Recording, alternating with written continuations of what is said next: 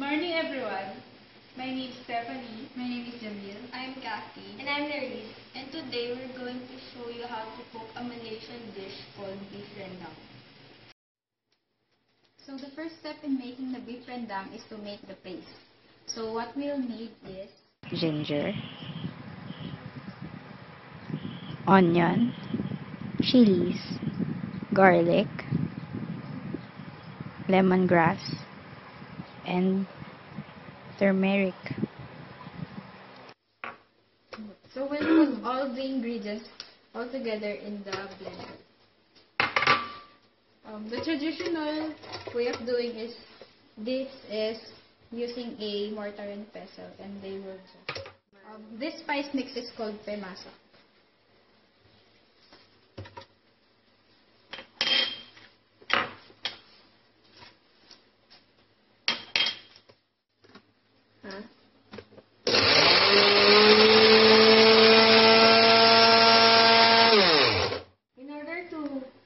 Combine the ingredients together, you need to put some oil and mix them.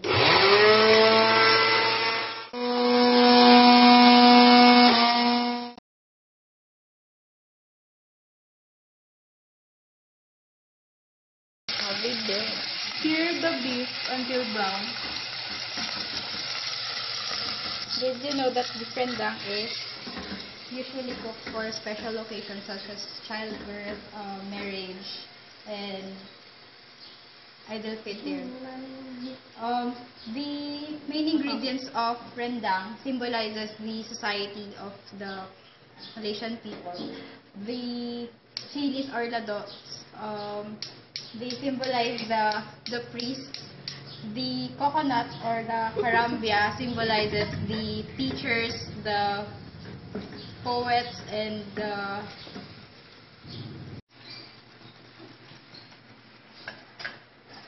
So once you're satisfied with the color of the beef, you can set them aside.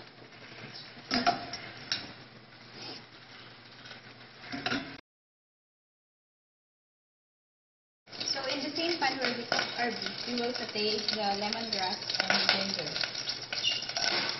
We will saute these ingredients to release its flavor.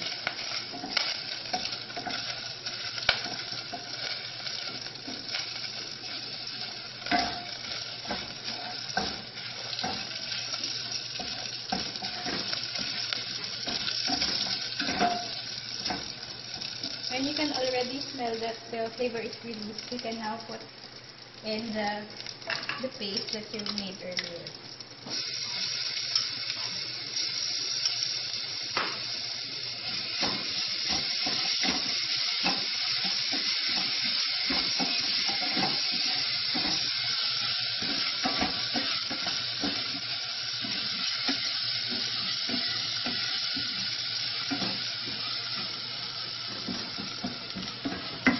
Then we add the beef again. And make sure that the beef is covered with the spice mix. You can use other meats in cooking rendang, but the usual ones are beef or mutton. So once that the beef is now covered with the spices, we will put the coconut milk in.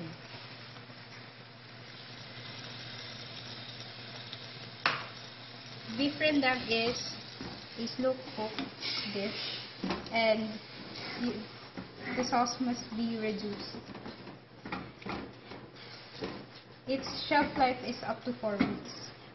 Usually the beef rendang is better the next day after you cook it. So now we're going to season our beef rendang with salt and pepper.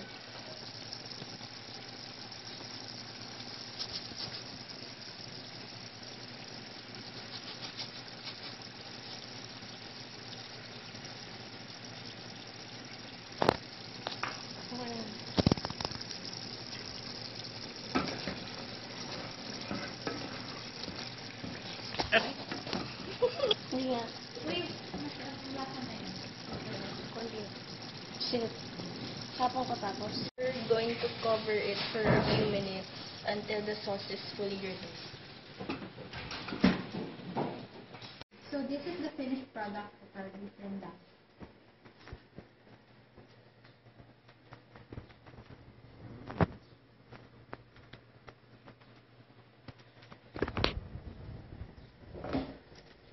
So guys, thank you for watching. I hope you learned something. So once again, I am Nerys. I'm Kathy. I'm Jamil. And I'm Stephanie.